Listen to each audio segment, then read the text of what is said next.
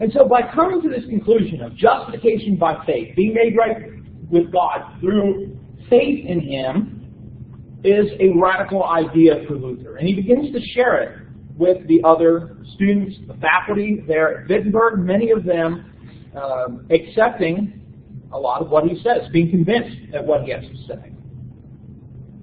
While this will be a radical idea, at the time, doesn't seem to make that much impact.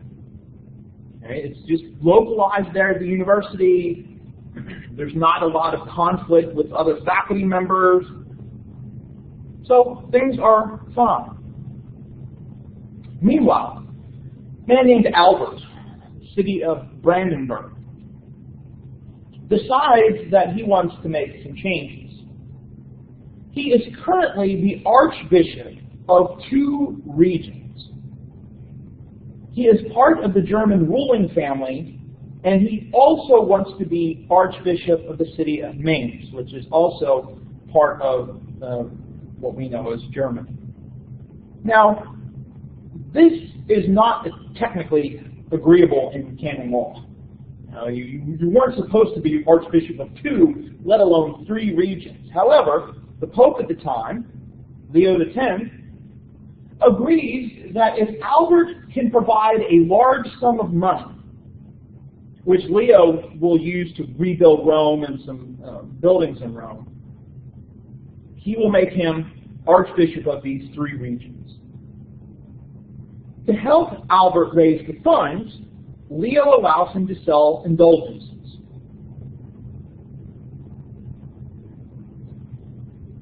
Albert enlists a man named Johann, or John Tetzel, who is a Dominican.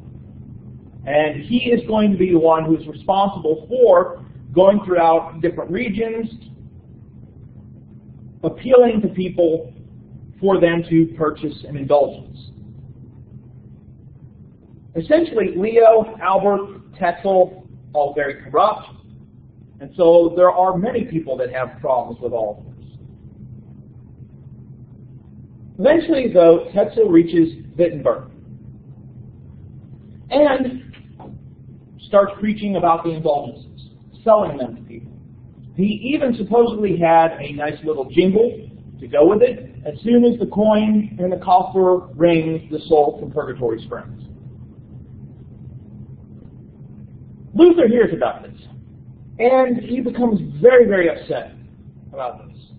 And so he writes to Albert, not knowing that Albert is involved in all of this in a way to get him some power. Doesn't achieve anything. So he posts 95 propositions, or what are known as the 95 Theses, for debate. That these are 95 propositions he wants to debate, related primarily to indulgences. Supposedly, they are nailed to the door of the Wittenberg chapel, which was a common occurrence. People were making announcements or things like that. Currently, the Wittenberg chapel is metal doors with the 95 Theses imprinted in them. So kind of an honoring of that. He does so on October 31st, 1517. So just a little bit less than a year will be the 500th anniversary of Luther posting the 95 Theses. Originally, this is meant to be predominantly a scholarly debate localized there in Wittenberg, but the propositions are later printed and sent throughout Germany and eventually reach Rome. A variety of people try to silence Luther. The Pope gets involved, the Emperor gets involved. Eventually, Luther is called to the Imperial Diet of Augsburg. I know, it looks like Diet of Augsburg, but it's a Diet. Diet was a representative assembly of the electors especially. He is ordered to recant his teachings. However, Frederick, the wise, offers him some protection. Frederick's ordered to arrest him, but Luther is warned and escapes at night.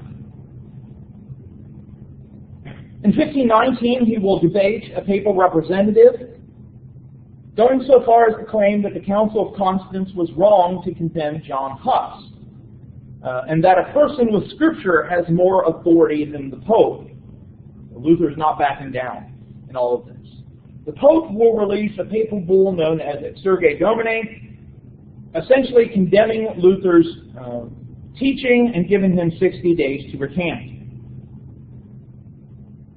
The books that Luther has been writing are ordered to be burnt. In response, Luther burns the papal bull. He will go on to write 3 more documents in response, and he will write a lot more than that, but 3 that are important. The address to the Christian nobility, which was essentially calling to the princes and the dukes to carry out the important work of reform. On the Babylonian captivity of the church, which argued that the priests were keeping the sacraments captive from the church. For Luther, the papacy is to be identified with Babylon and the Antichrist in Revelation. Furthermore, the only sacraments in Scripture, according to Luther, were baptism and communion. These were the only ways grace was extended to human beings, instead of the 5 others that were part of the Catholic version of the sacraments. And finally, on the freedom of Christians, Luther argues that there's too much corruption that has surrounded the papacy. He's not intentionally attacking Leo, but wants to see that corruption changed. Essentially, though, it is a tract or a treatise that is emphasizing justification by faith, as well as how all Christians are priests.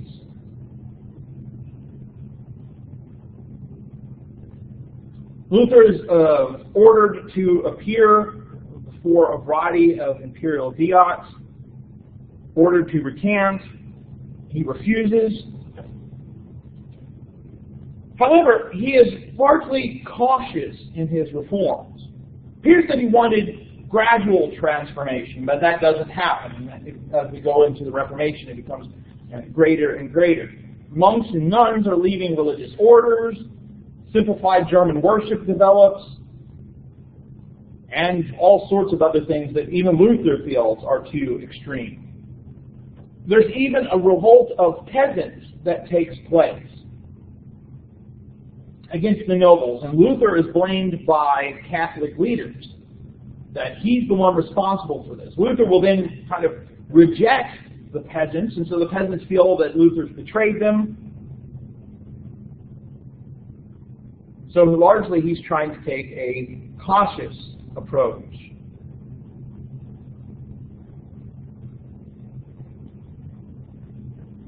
Also important as well, Luther will create a German version of the Bible, translate the Bible into German, will help solidify the German nationality, German language. He's helped along by a man named Philip Melanchthon, a young Greek professor who will be Luther's successor.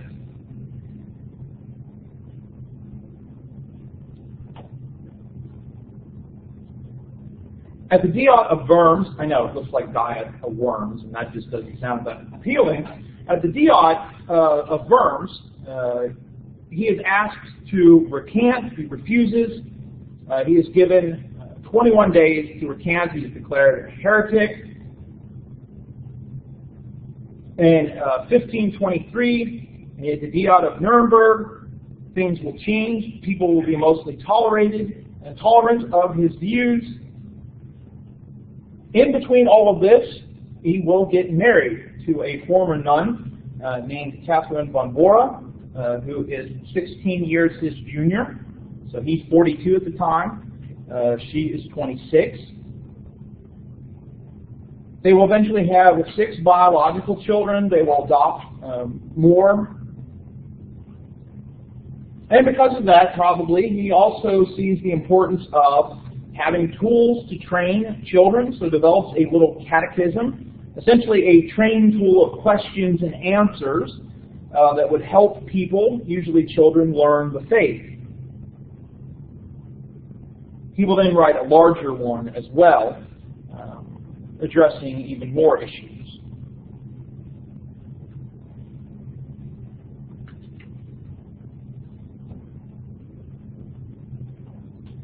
The Diet of Speyer Diet of Speyer will be called in 1526. It will withdraw the Edict of Worms and essentially will support a lot of the things that the Lutherans, as they are beginning to be called, are proposing. The right of priests to get married, the restoration of the cup to the laity. Remember, at this point, the common Christian is only receiving the bread. They are not receiving the wine. So this is, the wine needs to be given back in communion. The idea of German being used in worship, reforming of the calendar, other things related to Scripture. Luther, however, prefers the term evangelical as opposed to Lutherans, but the Diet of Speyer in 1526 largely supports that agenda. However, 3 years later, a second Diet of Speyer is called. It returns back to the Edict of Worms, rejects the changes that are offered, and orders the Lutherans to return to the Catholic Church. In response, some of the princes protest this move and gain the name Protestants. By this time, there are other reformers. They differ from each other, differ from some of the Protestants. Toward the end of his life, Luther would be involved in other controversies. One of the princes, a man named Philip from the region of Hesse, decides he wants to marry a second wife. I believe it's that there's some illness that his first wife has, but it's not enough to divorce her. And so, essentially, he questions Luther, Philip Melanchthon, no, not Philip Melanchthon, somebody else. Would it be okay for him to take another wife? They tell him, essentially, that bigamy isn't against God's law, but it is against man's law. So they should keep it quiet. Right? So he can quietly marry this woman. Well, eventually, it's found out that this has taken place. Supposedly, Luther had even told Philip to lie if questioned about it, and Luther's reputation is damaged because of that. From the late 1520s into the 1540s, in 1546 when he dies, Luther's plagued with a variety of health problems while also trying to produce writings. Problems with his inner ear, gallstones, heart issues as well. As I mentioned, though, Luther isn't the only one pushing for reform and questioning church doctrine. Before I move there, though, any other questions? Again, we're just kind of pointing to, you don't need to know a lot about Luther for the exam. One of those other reformers is a man named Ulrich Zwingli. Born around the same time as Luther, however born in Switzerland, in a German-speaking part, an area that is not very well thought of, largely ridiculed, but often became an area where people would go to hire mercenaries to wage war. Born to a family with 8 sons and 3 daughters. However, because of the poverty, they could only choose one child to educate, and Ulrich is the one that is chosen. He becomes a very good student, good debater, very interested in music, and really shaped by the humanist approach. Eventually, he decides to become a Dominican. He will be sent to the University of Vienna, expelled for a time, but later will be allowed back. Will finish his master's in 1506 and become a priest. He serves a parish, but also serves as a chaplain to some mercenaries, but continues his studies in humanism, particularly through the writings of Erasmus. And because of all of this, he begins preaching reform. Things like the sole authority of Scripture, the worthlessness of indulgences, the death of Jesus being the only price for forgiveness, and even is preaching some of these things before Luther is even promoting.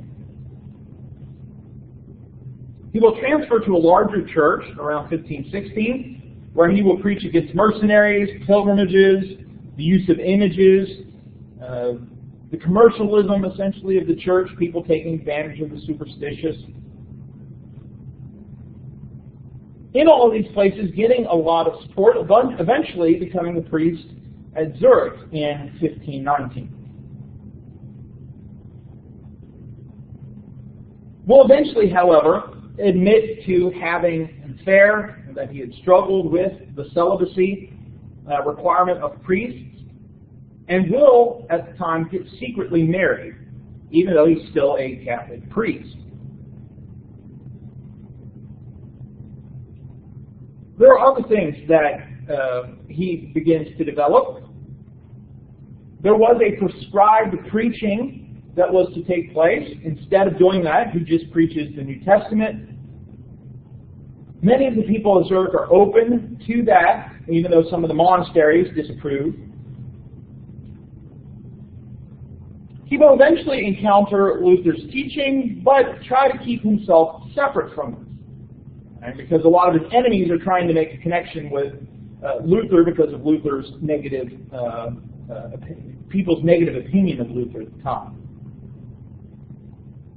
Eventually he will resign as the priest of Zurich, but so much of Zurich has been supportive of that he's hired to preach essentially to the entire city.